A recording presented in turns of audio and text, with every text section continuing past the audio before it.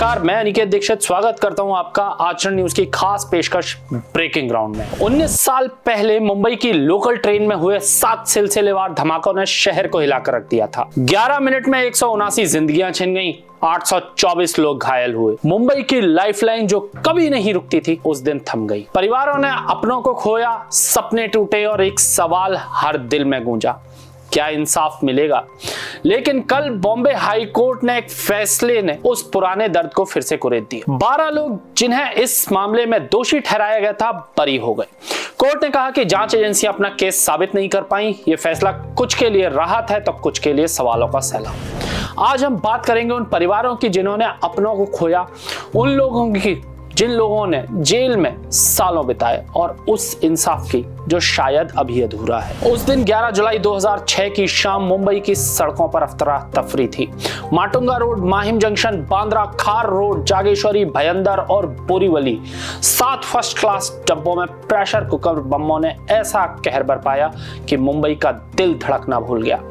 पीड़ित परिवारों के लोग अपनों के इंतजार में थे कि कब वो काम से घर वापस आएंगे और हम एक साथ बैठकर उनसे पूरे दिन का हालचाल लेंगे, लेकिन वो कभी घर आए ही नहीं। बच्चों की आंखों में आंसू हैं और एक सवाल, क्या हमें कभी सच पता चलेगा? क्या इंसाफ सिर्फ एक शब्द बनकर रह जाएगा? 179 परिवारों का यही दर्द है कि उनके लिए समय रुक गया है।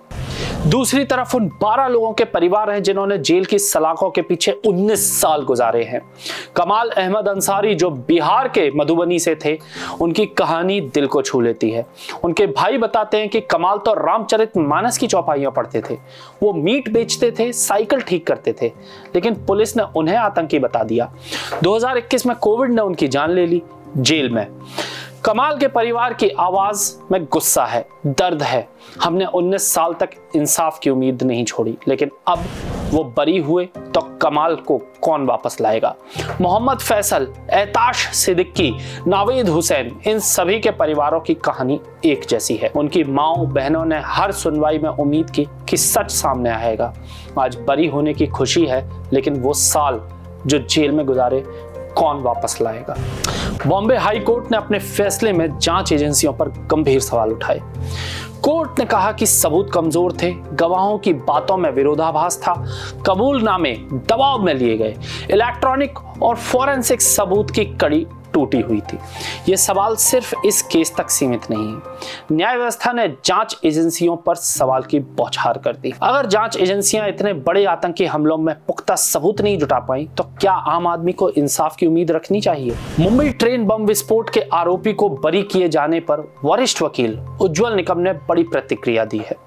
उन्होंने कहा कि अगर मुंबई सत्र न्यायालय जिन सबूतों के आधार पर सजा सुनाता है वह उच्च न्यायालय में टिक नहीं पाते तो इसमें किसकी गलती है? उन 179 परिवारों की बात करें जिन्होंने अपनों को खोया, वो परिजन जिनके अपनों की उस दिन हत्या हुई। कल उन्हें बताया गया कि जिन्हें वो दोषी समझते थे वो निर्दोष हैं, तो उनके अपनों का कातिल कौन है? ये दर्द हर उस परिवार का है जिसने उस दिन किसी अपने को खोया। उनके लिए इंसाफ का मतलब सिर्फ सजा नहीं बल्कि सच का सामना था। इस पूरे मामले में सबसे बड़ा सवाल यही है कि सच क्या है? अगर 12 लोग दोषी नहीं थे तो क्या जांच एजेंसियों ने गलत लोगों को फंसाया? और अगर गलत लोग फंसाए गए तो असली गुनहगार कहां हैं? क्या वे आज भी आजाद घूम रहे हैं? कोर्ट का फैसला एक तरफ राहत देता है तो दूसरी तरफ सवाल खड़े कर देता है। उन परिवारों का क्या जिन्होंने 19 साल तक इंसाफ की आस में जिंदगी गुजारी, और उन लोगों का क्या जिन्होंने जेल में अपने जीवन का कीमती वक्त खो दिया? 11 जुलाई 2006 के धमाकों ने न सिर्फ जिंदगियां छीनी बल्कि जांच एजेंसियों को कटघरे में खड़ा कर दिया। कहानी सिर्फ आतंकी हमले की नहीं है बल्कि इंसाफ की तलाश की है। ये कहानी उन माओं की है जिनके बच्चे कभी घर नहीं लौट पाए। ये कहानी उन परिवारों की है जिन्होंने जेल की सलाखों के पीछे अपनों को खोया, और ये कहानी उस सच की है जो शायद अभी भी सामने नहीं आया। क्या ये सच कभी सामने आएगा? क्या इंसाफ का पहिया पूरा चक्कर लगा पाएगा? ये सवाल आज भी मुंबई की हवा में तैर रहा है और जवाब की तलाश हर उस दिल में है जो इस दिन टूट गया। आज की ब्रेकिंग ग्राउंड में बस इतना ही। मैं आपसे लूंगा इजाजत एक नई खबर के साथ। तब तक जुड़े रहे आचरण न्यूज के साथ। नमस्कार। देश दुनिया की सभी खबरें देखने के लिए जुड़े रहिए आचरण न्यूज से। आचरण न्यूज, हर कदम आपके साथ।